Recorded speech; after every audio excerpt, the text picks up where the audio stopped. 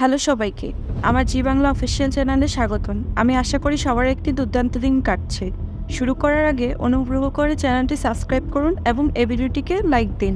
আজকে মিঠিজোটার পর্বে দেখবেন রায় বলল, মা হিসেবে যেটা তোমার শাসন করা উচিত তুমি তো সেটা বলছোই না, উল্টে যে শাসন করতে চাইছে তুমিই শাসন করে দেবে।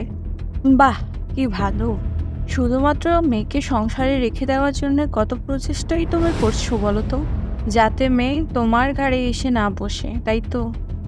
কিন্তু এত কিছুর পরেও গ্যারান্টি করতে পারবে না মা, কারণ নীলুর ওই বাড়িতে টিকে থাকাটা নীলুর ব্যবহারের উপরে ডিপেন্ড করে। আমি ওই বাড়িতে গিয়ে যে আচরণ দেখে এসেছি, দিনের পর দিনও যেভাবে সকলের সাথে ব্যবহার করছে, সূর্যেরও কিন্তু সেটা একদিন খারাপ লাগবে মা। ও যদি দিনের পর দিন এভাবে সবার উপরে মাতব্বরি করে, তাহলে সূর্যও একদিন রিয়েক্ট করবে মা। আগে কিন্তু এরকম করতো না, ও নত হয়ে থাকতো, ভদ্র হয়ে থাকতো, ভদ্র ব্যবহার করতো সকলের সঙ্গে। যবে থেকে শুনেছি সূর্য শুধুমাত্র নীলুকে ভালোবাসে, তবে থেকে ওর মাথাটা পুরো ঘুরে গেছে।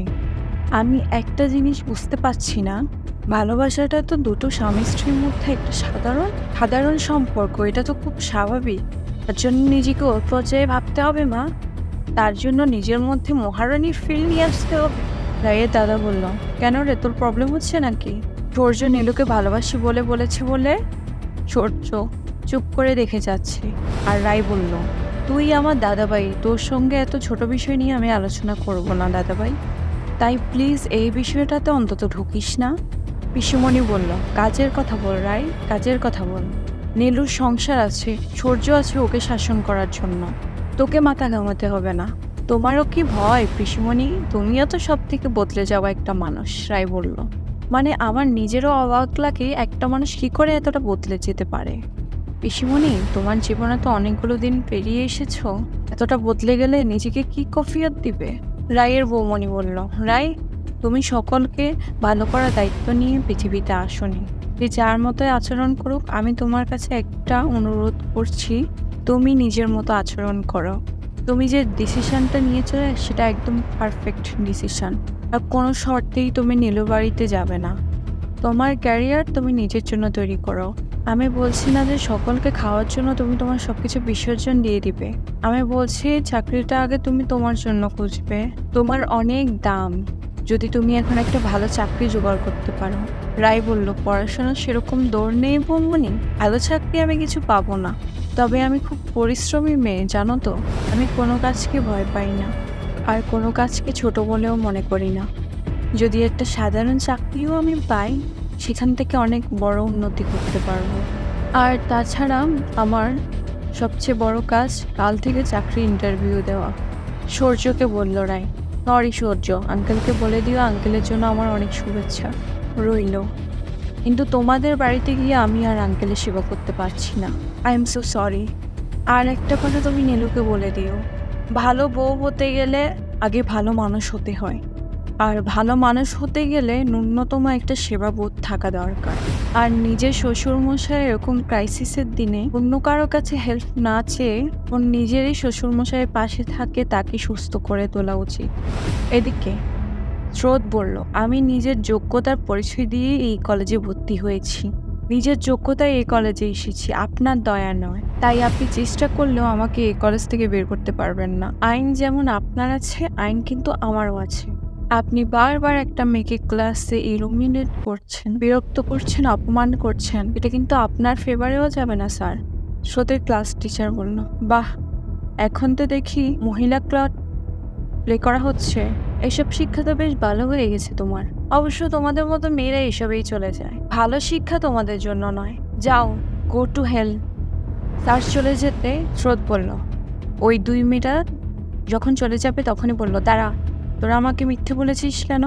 মিথ্যে বলিনি তো, স্যার তো আমাদের সেটাই বলেছে, এখন কেন পাল্টে খেলে তো আমরা বুঝলাম না। স্রোতের এক বন্ধু বলল, তোরা ওকে অপমান করবি বলে এখানে নিয়ে আসছিস তাই না? ওই মেয়েটা বলল, না রে, সত্যি না। ওই মেয়েটা বলল, স্রোত তুই আমাদের বিশ্বাস কর, আমরা সত্যি তোকে এটা বলেছিলাম যেটা স্যার বলেছিল, আমরা তো তোর বন্ধু, তোর ক্ষতি কেন চাইবো বল? এদিকে সূর্য বাড়ি আসতে সবাই ডাইনিং রুমে বসে আছে। বলল, তোমার দিদি এ বাড়িতে এসলো না। নীলু বলল, নার্স রাখো। সূর্যের মা বলল, সেই তো বাইরের লোক কাজ করতে আসবে, মেয়েটা অন্তত ভালো কাজ করতো, তোমার উপর ভরসা করে তো দেখলাম আমরা। সূর্যের বউ মনে বলল, আরো অনেক কিছু দেখতে পাবেন মা, তবে তো শুরু। সূর্য বলল, আমি সত্যি বুঝতে পারছি না, তুমি নিজে তো একটা কাজ করলে না, যে সেই কাজগুলো করছিল তাকেও তুমি তাড়িয়ে দিলে কেন? নীলু বলল, তুমি এভাবে কেন কথা বলছো? দিদিভাই এবারে ছেড়ে চলে গেছে বলে বদলে গেলে নাকি আবার? আচ্ছা, ওর কি এ বাড়িতে এসে নার্সিং করার কথা ছিল? সূর্যের বাবা বলল, তোমরা চুপ করবে। আমি চাই না রাই আবার এ বাড়িতে ফিরে আসুক, কারণ রাই এ বাড়িতেই কতটা হিউমিলেটেড হয়েছে সেটা আমি নিজের চোখে দেখেছি। দেখো, আমার যতদিন বাচ্চা আছে না কপালে, আমি ঠিক ততদিনই বাঁচব, আর বেশিও নয় তার কমও নয়। তাছাড়া পৃথিবীতে আর সবার পাশে তো রায়ের মতো কেউ থাকে না, তারা তো নার্সের জোরেই বেঁচে থাকে নাকি? সূর্যের বৌমনি বলল, বাবা সেটা কিন্তু কথা নয়, আমার কথা হচ্ছে একটা ভালো মেয়েকে অপমান করে এ বাড়ি থেকে তাড়ানো হলো, আর যে তাড়ালো সে কিন্তু আপনার টেক কেয়ার করতে পারলো না। নীলু বলল, আচ্ছা দিদি, তোমার উদ্দেশ্যটা কি বলো তো? সব সময় আমাকে সবার সামনে ছোট করা?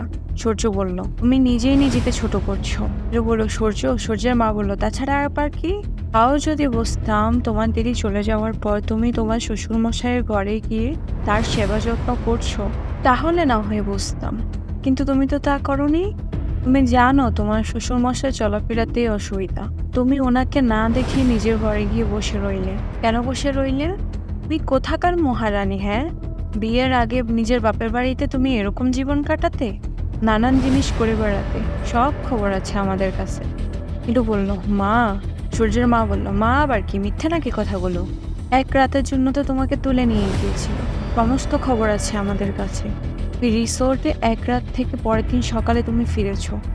আমাদের রাগ তো রায়ের উপরে এই কারণে যে সব কিছু জেনে শুনো তোমার মতো একটা মেয়েকে আমাদের ঘাড়ে গছিয়ে দিয়েছে। সূর্য মেনে নিয়েছে বলে আমরা ঠিক ছিলাম।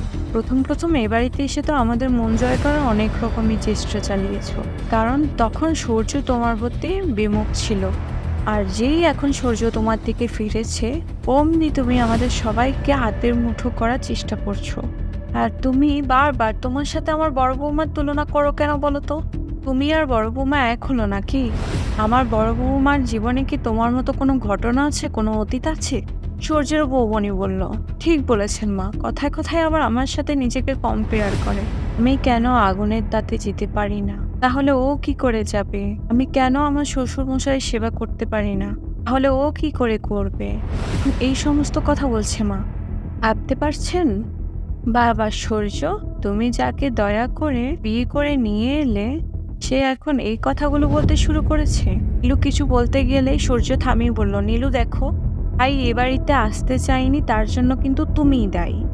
তাই এই মুহূর্ত থেকে এই বাড়ির সমস্ত দায় দায়িত্ব তোমাকেই নিতে হবে। নীলু বলল, সূর্য, মানে তুমি একদিনে এতটা বদলে গেলে কি করে?